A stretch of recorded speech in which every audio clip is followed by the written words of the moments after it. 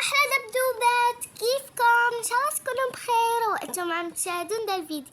طبعا يا جماعة فيديو اليوم بيكون عن كيف أنه نسوي GFX. الطريقة مرة سهلة كتير وبدون أي تعب. أول شي يا جماعة لازم تكونوا محملين بنترست أو تحملوه الآن، تضغطون عنه، تروحون إلى العلامة الثانية، تكتبون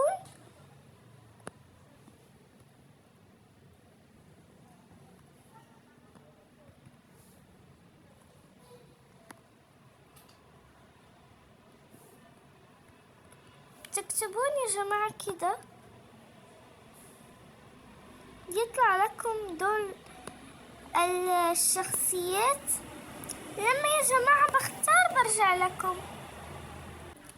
تم يا جماعة، اخترت دي الشخصية. يلا يا جماعة افاجيكم شو بنسوي بعدها. بعدين يا جماعة بتضغطون على IP Paint، حملوه تمام يا جماعة، علشان ده IP Paint هو الأساسي.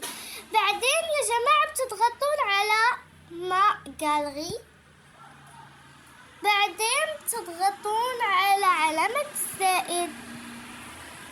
لما يا جماعة بتضغطون عليها بتاخدون خيار تاني،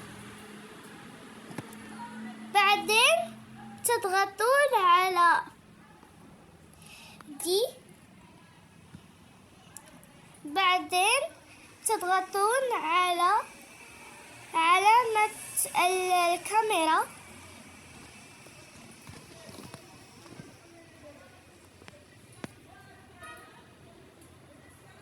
بسوي يا جماعة دي الصورة.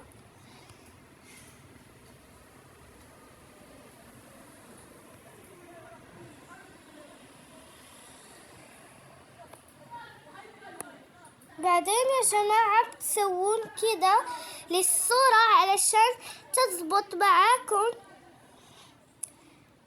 بعدين لما سويت كده بتعيدوا تضغطون على علامة الكاميرا.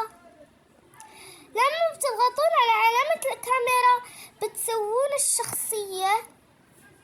أنا بسوي لها كده تمام كده. بعدين بتضغطون على suppression de l'arrière-plan. بعدين يا جماعة بتضغطون على شخصيتكم. اوكي، الصورة يا جماعة بس من اي بيس، يعني اذا تبون انتم تسوون صورة مثل دي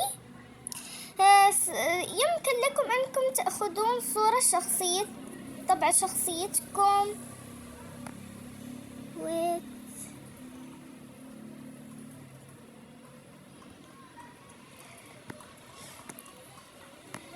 بعدين يا جماعة لما بتسوون كده لازم يعني تزيلوا الأبيض تمام. يلا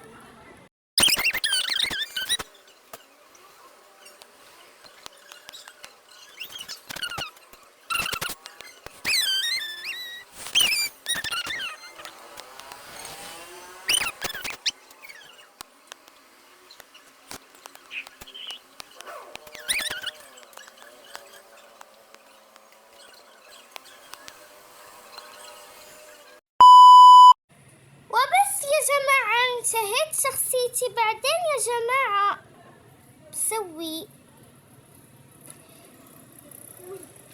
بسوي دي الصورة،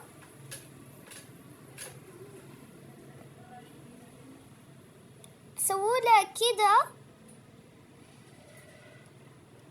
لازم يا جماعة يعني يظهر كل شيء، كل الأشكال اللي سويته كده حلو. بعدين يا جماعة بتضغطون على دي العلامة، بعدين دي. ترى شفتوا يا جماعة كيف شخصيتي صارت كيوت؟ بس يا جماعة ما انتهينا ويت،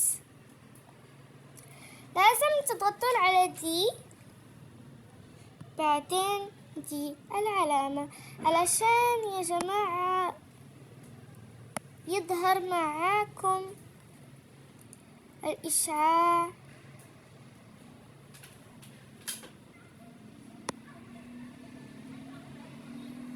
شفتوا يا جماعة كيف بيظهر معاكم كيوت كيوت كيوت. اوكي، او ماي جاد الشخصية طلعت كيوت. شفتوا يا جماعة كيف الصورة طلعت كيوت؟ وبس يا جماعة، إذا أنتم حابين أنكم تسوون كده من جديد الصورة، طبعا أنا سويت لكم الشرح، يعني الطريقة مرة سهلة كتير، وما في كتير من ما في عذاب ولا أي شيء. كيف ما أنتم شايفين الصراحة طلعت دي الصورة كيوت ومرة تجنن. وبس يا جماعة، أتمنى أنكم يعجبكم الفيديو، وبس باي، أحبكم.